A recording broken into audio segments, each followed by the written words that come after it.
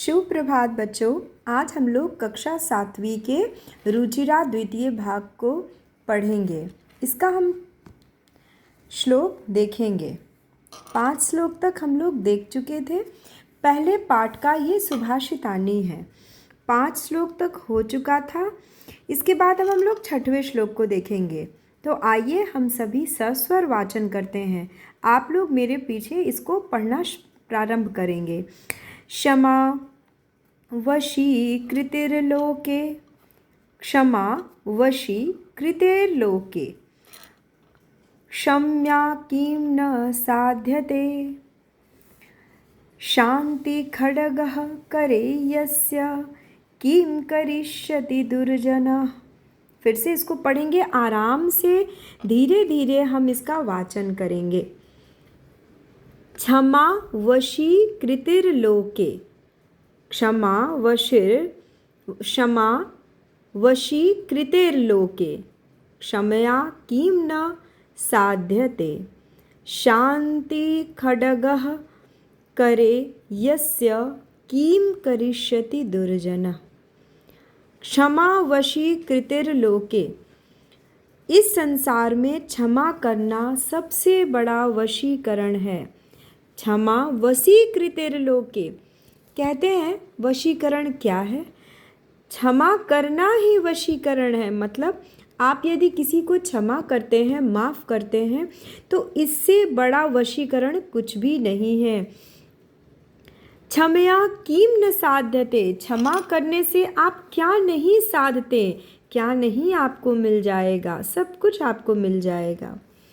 शांति खड्ग करे यस्य, शांति जैसा खड्ग कोई नहीं है इस संसार में, यानी तलवार। खड्ग मतलब तलवार। और दुष्ट व्यक्ति जो होते हैं, दुर्जन जो होते हैं, दुर्जन इसका क्या करेंगे? दुर्जन को ये सब समझ में नहीं आता। क्षमा सब कुछ करने वाला है, हर एक कार्य को कर सकता है, पर ये बात केवल सज्जन अच्छे लोग ही समझते हैं। दुर्जन को ये सारी बातें नहीं समझ में आती। वो तो केवल बदला लेना, दुश्मनी करना, युद्ध करना, झगड़ा करना ही जानते हैं।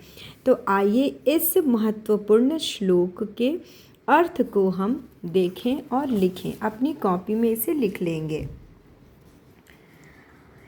इस संसार में क्षमा करना सबसे बड़ा वशीकरण है। समाज से क्या नहीं साधा जा सकता। जिस व्यक्ति के हाथ में शांति रूपी तलवार है, दुष्ट व्यक्ति उसका क्या करेगा? अर्थात क्षमा से हर कोई कार्य संभव है, और जो व्यक्ति शांत रहता है उसका कोई कुछ भी नहीं बिगाड़ सकता। ये 6ठा श्लोक था जो अंतिम था। बाकी पहले श्लोक से दूसरे श्लोक से लेके 6वें श्लोक को इसी जगह पे लिखा गया है। आप अपनी कॉपी में इसे एक एक करके उतार लेंगे। दूसरा श्लोक देख रहे हैं। सत्य से पृथ्वी धारण करती है, सत्य में ही सूर्य तपता है, सत्य से ही हवा बहती है, सब कुछ सत्य में ही निहित है। दान में तपस्या, वीरता में विज्ञान, विनम्रता में और नीति में आश्चर्य नहीं करना चाहिए, क्योंकि पृथ्वी में निश्चित रूप से अनेक प्रकार के रत्न हैं।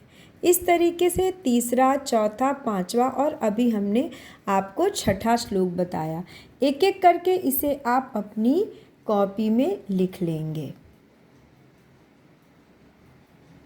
धन्यवाद बच्चों।